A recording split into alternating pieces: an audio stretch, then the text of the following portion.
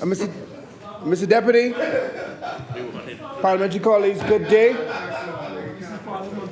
You speaking to me or speaking to the chair?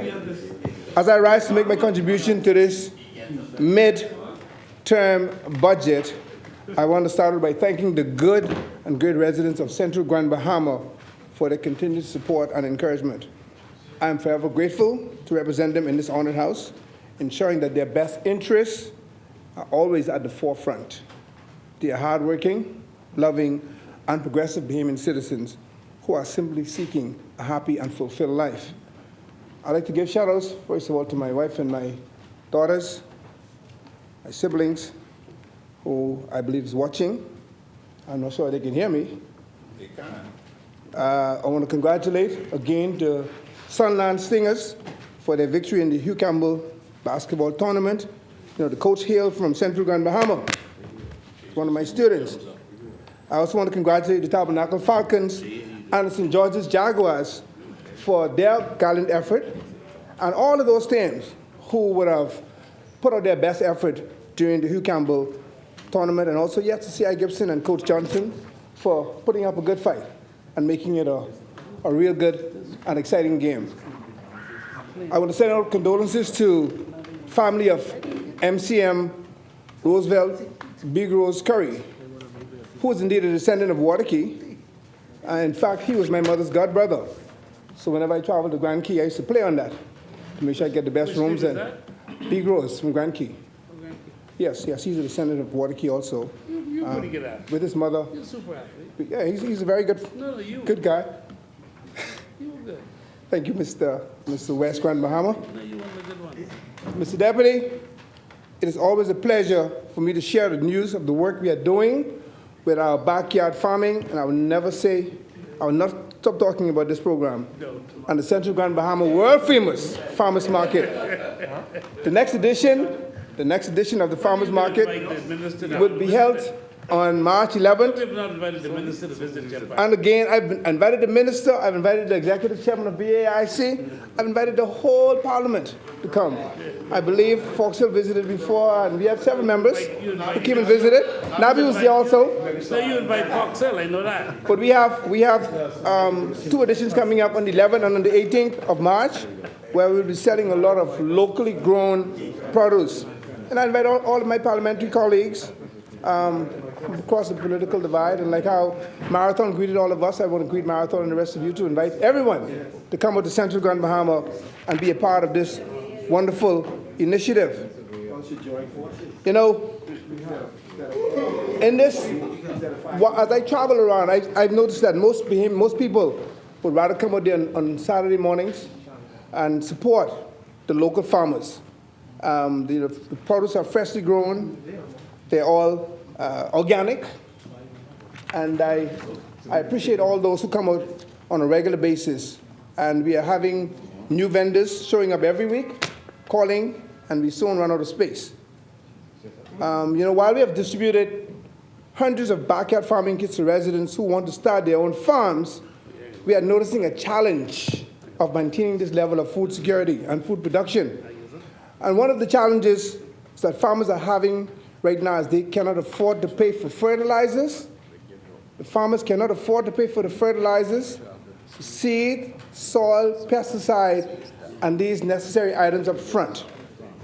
They want to get involved, but they need the support to get where they need to go.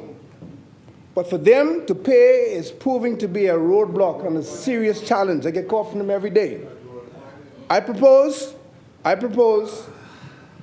the government map out a way to advance materials, equipment, and supplies, and give individuals like these farmers, give them some time, maybe 6 months to a year, for their crops to mature and go to market. Once they sell their produce, sell their livestock, they now have funds where they can pay back, but they need a hand up. As it is right now, I'm getting calls. Yes, the 10-10-10 fertilizers from BAIC is the least expensive, but we cannot afford 40 bags. We cannot afford 50 bags. Pardon? Would you all give me permission to fly to Morocco? Would your league give me permission? I'll get you plenty for free of charge. Absolutely, absolutely. However, When we thought Morocco was on that itinerary already. but however, however we can support these farmers. It is very important because they really want to be a part. They want to be a part of this initiative. We don't use that. This is phosphate. Mr. Deputy, today we are fighting multiple issues at all levels. And of course, like I said earlier, one of these issues is food security across the globe. I recently saw the government launch its golden yolk program, which I know is all a part of our development of food security. But I'm curious to find out how this will really work.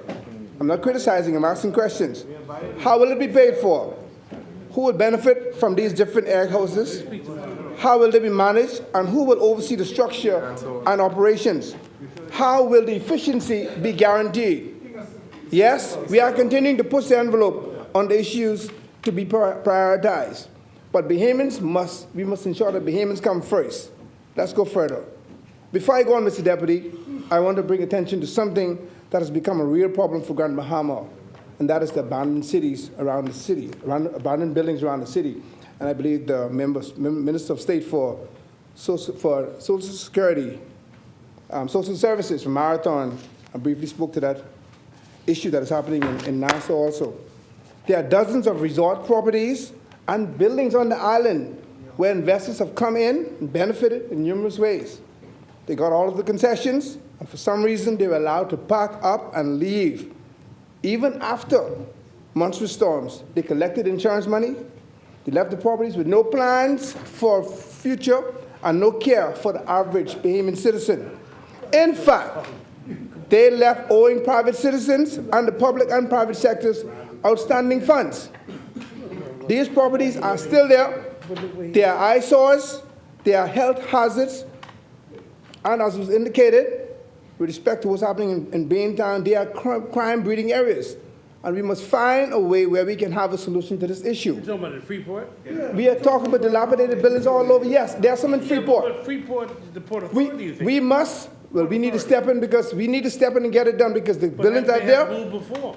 Well, we must get it done. As a country, as a government, we must get it done. Yeah, to say that it was there a long time is not solving the problem. We need to step in on behalf of the people and get it done. We must find the owners and give them timelines where they must comply with the heads of agreement, improve on their properties, and if they cannot comply, give the properties back to the state and the people. You're talking about like Harcourt? We cannot we cannot have those properties in the middle of the city, along our beaches, in a dilapidated form where they are serving no purpose.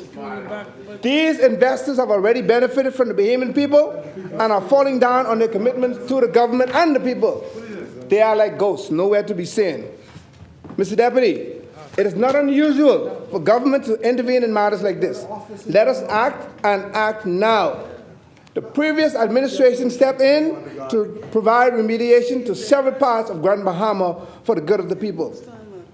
Give you some examples. We clean up Hudson Estate area, clean up Malibu Reef and portion of Bahamia. We repaired roads in Hudson Estate. That's outside of our scope of works. But we step in on behalf of the people. Even though it wasn't our responsibility as a government, we step into private subdivisions.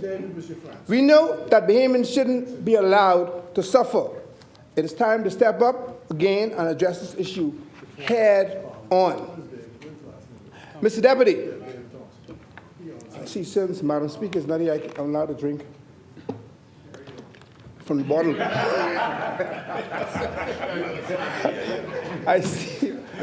I wish her well in her recovery. I see that the government has begun tearing down dangerous and dilapidated buildings to prevent them from being used as hotspots for criminal activities. I understand that demolition like this will take place throughout various communities in New Providence. I hope it also expands to the Family Islands. I applaud these efforts, Mr. Deputy. This is a very good start to a serious problem, I believe, that has been allowed to go on in and around our country for far too long. It is my only hope that the government is taking the necessary steps to protect the Bahamian people from any more liability that these properties may pose. Mr. Deputy, Grand Bahama Island and its people have taken beatings after beatings, and each time we've risen above the trials and tribulations. But Grand Bahamians are ready for more than just talk. They want action. They want movement. I call on the powers that be to seek to address these concerns expeditiously. Mr. Deputy, when the former government left office, the administration met an economy on the uptick. Facts. This is the first time a new government could come into office and not have to worry about the treasury being broke. They made it fat, thanks to our vigilance and fiscal policies. The FN administration took the country from a decade of no growth to a consecutive period of economic growth prior to Hurricane Dorian and the pandemic. We ensured that there was a strong pipeline of inward investment to fuel sustained economic growth. Once the country was hit by the historic storm and global health crisis, we moved to implement several initiatives to keep the fiscal gains we had over the previous years. Mr. Deputy, I echo the words of my opposition colleagues that this budget does nothing for the Bahamian people and does not reveal any new measures to help them. It missed the mark once again. You are continuing to fail the Bahamian people, and they deserve more. All we see are more taxes forthcoming, more hard times forthcoming. We warn about the inflation and question when we shall see relief, but still we get us more PR, photo ops, and travel bills. The government is traveling. The government travel expenditure, as was mentioned earlier, for the fiscal year has increased once again from $14.8 million to $18.8 million. A $4 million increase in travel. My goodness. What the young people will say, this makes no sense. We're being overlooked. This new government is continuing their world tour. Where is the priority for the Bahamian people that could go towards the many other challenges we're having throughout this country? Well, it's support for the people who are struggling to support their families. Ambulances. The people powered ambulances. Mr. Deputy, I need thank you. Instead, Mr. Deputy, we are paying for the government's entourage to stamp their passports across the world. In fact, I believe their passport have more stamps on it than when I travel on the track and field circuit. Mr. Deputy, the Bahamian people want a reduction in their daily expenses. They want taxes reduced on health care. They want VAT on bread basket items back to zero rated. Thank you. They want access to home ownership. They want education and a guaranteed future. They want national development. They don't want tax and spend policies. They don't want lip service. It is our job as the opposition to ensure that the government remains transparent and accountable. Mr. Deputy, before I pivot, I want to draw quick attention to touch on a new program I saw launched for short-term vacation rentals, and I think this was mentioned by the member for East Grand Bahama earlier today. I understand the logic, but I'd like to understand how the government intends to prioritize the Bahamian who will now be impacted by this new policy. I'll say that again. I understand the logic, but I'd like to understand how the government intends to prioritize the Bahamians who will be now impacted by this new policy. Now, I could be wrong, but I see this as a double-edged sword. We need to know if this is a new way to tax the local struggling Bahamians. It's a question. Is it a way to tax them now? Is the government going to use this as an opportunity to now track the local man and go after the little dollars that they're bringing in on the side? Is this a trap? Yep. I say go hard, this is what I'm saying, go hard after the second homeowners and the winter residents and other rich outsiders that build properties and rent and lease it to their families and friends visiting the country. Go after that market first. Focus on the real property taxes on the rich and super rich the previous administration left in place. If you put real property tax on those properties that are being left underdeveloped, then you can force. Order, members. I will speak with my members. can be heard. Keep that rolling. You sit I'm down. dead serious. When you I'm sit dead down, that's serious. it. I'm dead. You would like for me to be done. You would like for me to be done, but in time. Strike zero. If you put real property tax on those properties that have been left undeveloped, then you could force those investors to develop them. Instead of finding ways of taxing the small man's dollars, find a way to support them to build second vacation rentals. Encourage them to offer experiences to visitors who cannot afford the big hotels or truly want to come to the Bahamas for a down-home, truly Bahamian experience. You know, now I'm not advocating for anyone to break the law, nor should we turn a blind eye to any business that be in profit within those countries without being regulated. I'm not advocating for that. But we must ensure that when these policies are put in place, they are not done to disadvantage our own people. The Airbnb or the small short-term vacation rentals, in Grand Bahama in particular, they're filling a void. And on the islands, we have a shortage of hotel rooms. These persons are filling the void that is needed. And they are generating still small dollars. The economy is not bursting at the seams right now. So eventually, if we continue along this path, we're going to stop that dollars from coming in directly into the economy. So let's look at this policy seriously. Let's look at this policy seriously to ensure that we do not, I'm not saying that's the intention, but let us be mindful of the impact it could have on mom and pop, on the small man who's struggling to make $1.50. Let us ensure that it's done right. And I'm glad it's what they play. Go after the second homeowners, go after the rich expats, go after them. Leave the small struggling man alone. Know the inventory. Now, I speak briefly to the Ministry of Youth, Sports and Culture. And I'm so seeing that the member is not here. He had a speaking engagement. Mr. Deputy, I'm always passionate when I speak to the work we do as a country with our youth, sports, and culture. I'm humble in most areas, but I'll never be humble in declaring that the Bahamas has some of the most talented athletes in the world. That's good. That's a fact. That's good. And we love to prop them up and take credit for their success. I was eager to see all of the sport events we have on the calendar for the year, with the country attracting major sporting events. The Bahamas Games. In fact, we announced it last year. Thank you, the government is continuous. The Caribbean Track, oh yes. Oh yes. The Caribbean Track and Field Championship, the World Athletic Relays, and a host of other sporting events make their way to our beautiful Bahamian shores. The Sports in Paradise Initiative, and I'm giving credit, is great. It's great to diversify the tourism product. I'm giving credit. The Sports in Paradise Initiative is a great way to diversify the tourism product. The sporting opportunities for Bahamians and the exposure of Bahamian athletes, I say this is very encouraging. But, Mr. Deputy,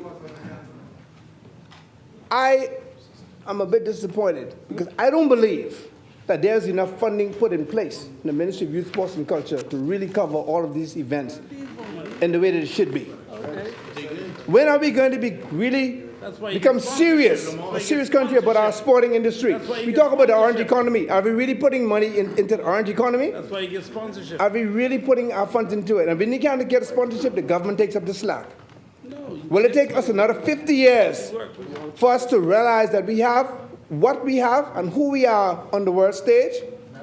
I guess we'll have to wait for another new day for that to happen. I said before, when we begin this global position, we must be prepared, and we do not look fully prepared. It is my hope that we will see the partnership of the private sector, like you mentioned, and the community to make sure the Bahamas is represented at the highest level at these events. You know, we said to the teams, the minister said to the team this morning that let the world know that we're coming for our things. Well, it's our things to keep. Let them know that they didn't get our things, but we must make sure that we are prepared. And I'm happy to hear that the Caribbean trials and the high school nationals is combined. Maybe a little bit late, but we should see the best of the best and the best team put forward by the Bahamians. But those other teams, they're not coming here unprepared. They're coming to take our things. So we must put those athletes in a position to maintain the gold and the silver and the bronze in the Bahamas so that they won't leave the country.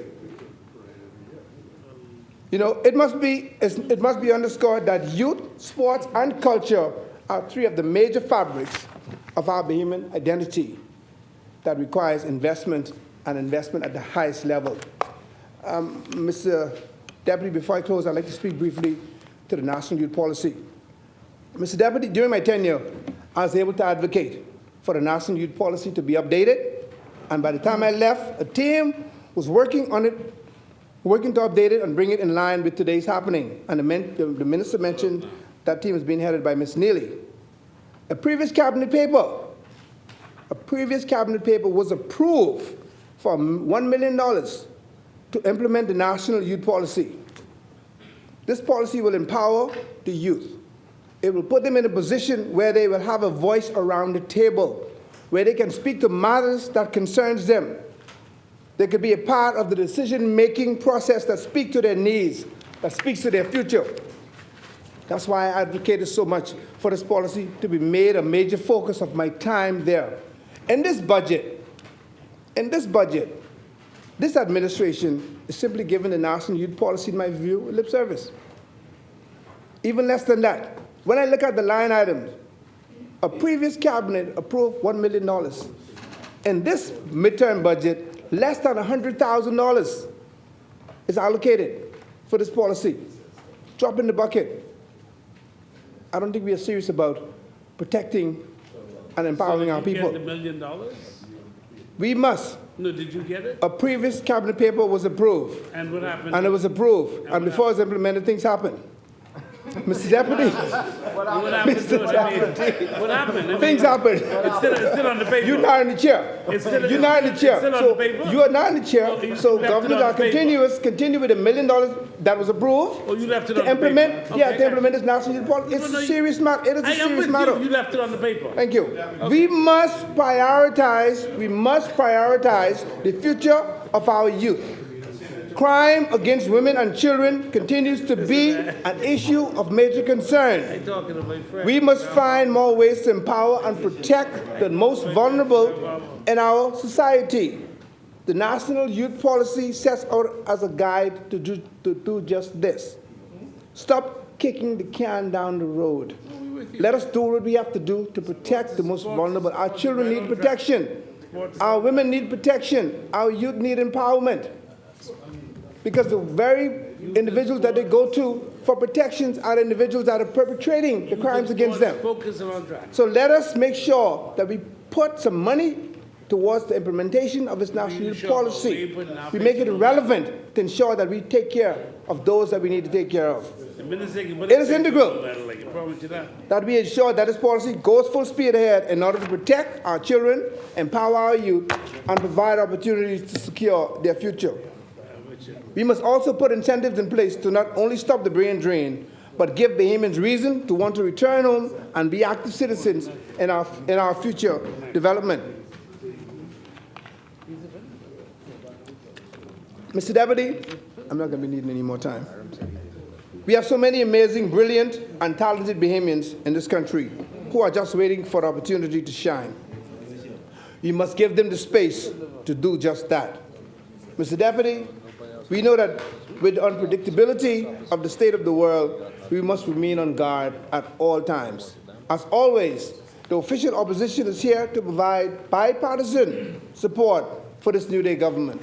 When we would listen. I thank the people of the Bahamas, and I thank God for his many blessings over the Commonwealth in these new and unpredictable days. I am continually honored and grateful for this responsibility to be a representative for the good people of Central Grand Bahama, and will continue to do my best and do my part to advance our country forward, upward, onward, together. Central Grand Bahama, rest. Thank you, Honorable Member.